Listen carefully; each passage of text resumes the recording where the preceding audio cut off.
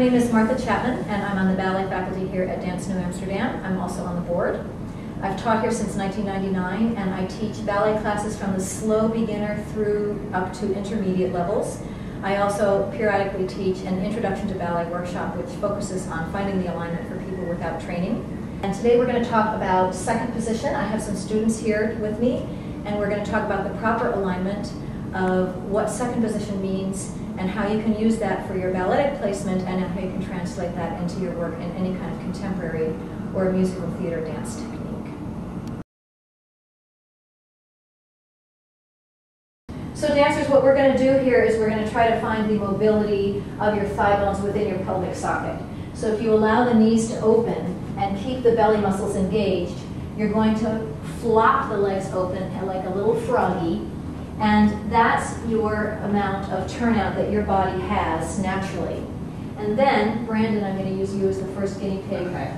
Bring your legs up off the floor and open with your toes touching. And this is the position that we do in Grand Plie. So if everyone can levitate your feet a little bit and find your turnout. That's your capacity when your back and your pelvis are straight. Beautiful. Okay, so now dancers, we're going to open the legs a little bit with the feet off the floor, and then gently pull one knee bone up towards that shoulder, allowing the hip to crease. And this lets you feel the thigh bone's ability to move within the pelvic socket, and you can't twist your pelvis right now because you're on the floor. And later we're going to feel that standing up. And then, lucky you, Brandon, this eventually is your extension a la seconde if you were standing. Okay, so now Brandon here is going to show a développé a la seconde, and we're going to talk about how the thigh bone can have the same kind of mobility that we found on the floor when we're upright. So Brandon, take your lovely passe. Beautiful. And when he was on the ground, and we did the thigh bone moving up and down, we want to try to find the same idea where the top end of the femur or thigh bone can fall down inside the pelvic socket. And then as the lower leg extends, we can keep that rotation. And this is the place where he has the capacity to go higher. If I twist his pelvis, he has no capacity because his thigh bone is going to hit the top of his pelvic girdle.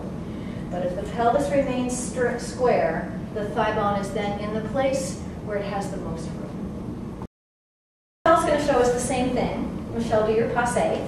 And we're going to take a développé, and because her hamstrings have a little bit more mobility, she has a slightly higher capacity than Brandon did.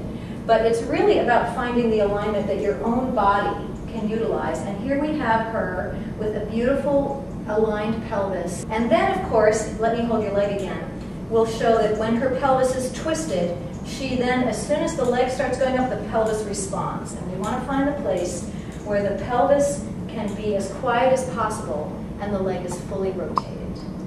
Let's prepare taking the arms up to fifth position, and we're going to show the movement of the leg in second position. We take tendu side and spiral the heel bone forward 45 degrees up. Tendu and close behind, and tendu side. Turn that thigh bone up, tendu and close in front. And then we're going to take grand bottom off. Rush, feel that forward movement of the thigh bone. And rush. Good job. You're going to kick your own cheekbone. And brush. That's beautiful. And last one, brush. And now you know your second positions. Good work.